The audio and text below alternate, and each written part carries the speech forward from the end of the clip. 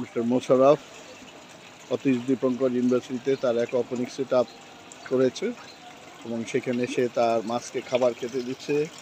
শীতের সময় যদিও মাছ খাবারের ব্যাপারে একটু রিল্যাক্টেন্ট থাকে, কিন্তু তারপরেও তার মাছ এখানে খুব ভালোভাবেই খাবার গ্রহণ করছে। এবং এখানে অ্যাকোপনিক্সে তার টমেটো গাছ সুন্দর দেখা যাচ্ছে, চমৎকার। এখানে বরবটিও আছে এবং টমেটো গাছ আছে। নিচে এখানেও টমেটো গাছ সুন্দর আছে। আর বাইরে আমরা যেই ভার্টিক্যাল সিস্টেম করেছি জিও ব্যাগ এবং ইয়েতে, সেইখানেও তার সুন্দর ধনিয়া পাতা এবং লাল শাক রয়েছে। এখানে খুবই চমৎকার